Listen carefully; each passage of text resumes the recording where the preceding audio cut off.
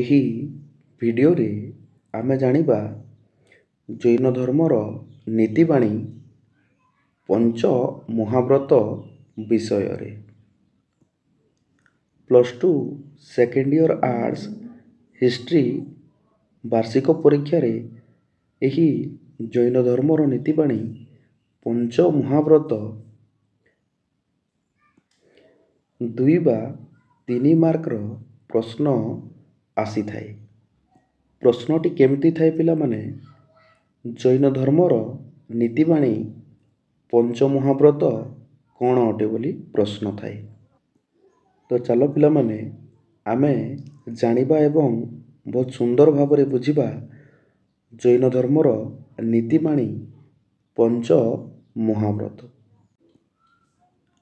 ପଞ୍ଚ ମହାବ୍ରତ ଜୈନ ଧର୍ମର ନୀତିବାଣୀ ଅନୁସାରେ ମୋକ୍ଷ ପ୍ରାପ୍ତି ପାଇଁ ପଞ୍ଚ ମହାବ୍ରତ ପାଳନ ଆବଶ୍ୟକ ଅଟେ ଏବଂ ଏହି ପଞ୍ଚ ମହାବ୍ରତ ଜୈନ ଧର୍ମର ନୀତିବାଣୀ ଅଟେ।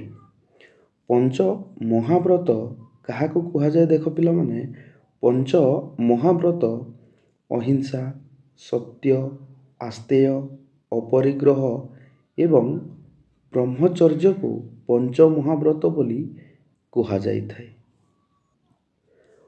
ଅହିଂସା କାହାକୁ କୁହାଯାଏ? ଦେଖ ପିଲାମାନେ, ହିଂସା କାର୍ଯ୍ୟରୁ ନିବୃତ୍ତ ରହିବାକୁ ଅହିଂସା ବୋଲି କୁହାଯାଏ। ସତ୍ୟ କହିଲେ ପିଲାମାନେ ମିଥ୍ୟା କହିବାରୁ ନିବୃତ୍ତ ରହିବା ବା ମିଥ୍ୟା କହିବାରୁ ଦୂରେଇ ରହିବାକୁ ବୁଝାଇଥାଏ। ଆସ୍ତେୟ କହିଲେ ପିଲାମାନେ ଚୋରି ନ କରିବା। ଅପରିଗ୍ରହ କହିଲେ ପିଲାମାନେ ପାର୍ଥିବ ପଦାର୍ଥ ପ୍ରତି ଅନାସକ୍ତ ଭାବ ପ୍ରଦର୍ଶନ କରିବା। ପାର୍ଥିବ ପଦାର୍ଥ କହିଲେ ପିଲାମାନେ ଆମେ ଆମର ଚତୁଃପାର୍ଶ୍ୱରେ ଯାହା ବି ବସ୍ତୁ ଗୁଡ଼ିକୁ ଦେଖୁଛୁ ସେହି ବସ୍ତୁ ଗୁଡ଼ିକ ହେଉଛି ପାର୍ଥିବ ପଦାର୍ଥ ଏବଂ ସେହି ପାର୍ଥିବ ପଦାର୍ଥମାନଙ୍କ ପ୍ରତି ଆମର ଅନାସକ୍ତ ଭାବ ରହିବା ଦରକାର। ଅନାସକ୍ତ ଭାବ କହିଲେ ପିଲାମାନେ ସେହି ପାର୍ଥିବ ପଦାର୍ଥଠାରୁ ଦୂରେଇ ରହିବା କଥା କୁହାଯାଉଛି। ବ୍ରହ୍ମଚର୍ଯ୍ୟ କହିଲେ ପିଲାମାନେ ଘର ସଂସାର ତ୍ୟାଗ କରି ଭଗବାନଙ୍କୁ ଧ୍ୟାନ କରିବାକୁ ବୁଝାଇଥାଏ। ଏହି ଅହିଂସା, ସତ୍ୟ, ଆସ୍ତେୟ, ଅପରିଗ୍ରହ ଏବଂ ବ୍ରହ୍ମଚର୍ଯ୍ୟକୁ ଜୈନ ଧର୍ମରେ ପଞ୍ଚ ମହାବ୍ରତ ବୋଲି କୁହାଯାଇଥାଏ। ଆହୁରି ପିଲାମାନେ ଏହି ପଞ୍ଚ ମହାବ୍ରତକୁ ପଞ୍ଚ ପ୍ରତିଜ୍ଞା ବୋଲି କୁହାଯାଇଥାଏ। ଏହି ପଞ୍ଚ ପ୍ରତିଜ୍ଞାର ପ୍ରଥମ 4 ପ୍ରତିଜ୍ଞା ପାର୍ଶ୍ୱନାଥ ପ୍ରଚାର କରିଥିଲେ। ଯେମିତିକି ପିଲାମାନେ ଅହିଂସା, ସତ୍ୟ, ଆସ୍ତେୟ, ଅପରିଗ୍ରହ ଏହି 4 ପ୍ରତିଜ୍ଞା ପାର୍ଶ୍ୱନାଥ ପ୍ରଚାର କରିଥିଲେ ଏବଂ ପାର୍ଶ୍ୱନାଥ ଜୈନ ଧର୍ମର 23ତମ ତୀର୍ଥଙ୍କର ଥିଲେ।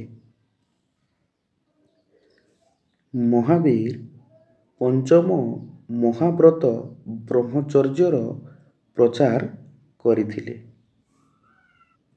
ପିଲାମାନେ ପରୀକ୍ଷାରେ 1 ମାର୍କର ପ୍ରଶ୍ନ ଆସିଥାଏ। ପଞ୍ଚ ପ୍ରତିଜ୍ଞାରେ ମହାବୀର କେଉଁ ପ୍ରତିଜ୍ଞା ସଂଯୋଗ କରିଥିଲେ? ମହାବୀର ପଞ୍ଚମ ପ୍ରତିଜ୍ଞା ବା ପଞ୍ଚମ ମହାବ୍ରତ ବ୍ରହ୍ମଚର୍ଯ୍ୟକୁ ସଂଯୋଗ କରିଥିଲେ ଏବଂ ମହାବୀର ଜିନ ଥିଲେ ଜୈନ ଧର୍ମର 24ତମ ତୀର୍ଥଙ୍କର। ପିଲାମାନେ ତୁମର +2 ସେକେଣ୍ଡ ଇୟର ଆର୍ଟ୍ସ ହିଷ୍ଟ୍ରି ବାର୍ଷିକ ପରୀକ୍ଷା ପାଇଁ ଏହି ଭିଡ଼ିଓଟି ଅତ୍ୟନ୍ତ ଗୁରୁତ୍ୱପୂର୍ଣ୍ଣ ଅଟେ। ଏହି ଜୈନ ଧର୍ମର ପଞ୍ଚ ମହାବ୍ରତ ନୀତିବାଣୀ ପରୀକ୍ଷାରେ 2 ବା 3 ମାର୍କର ପ୍ରଶ୍ନ ଆସିଥାଏ। ପିଲାମାନେ ଯଦି ଭିଡ଼ିଓଟି ଭଲ ଲାଗିଥିବ ତାହେଲେ ଭିଡ଼ିଓଟିକୁ ଲାଇକ୍ କରିଦେବ, ତା ସହିତ ଏହି ୟୁଟ୍ୟୁବ୍ ଚ୍ୟାନେଲକୁ ସବସ୍କ୍ରାଇବ୍ କରିଦେବ।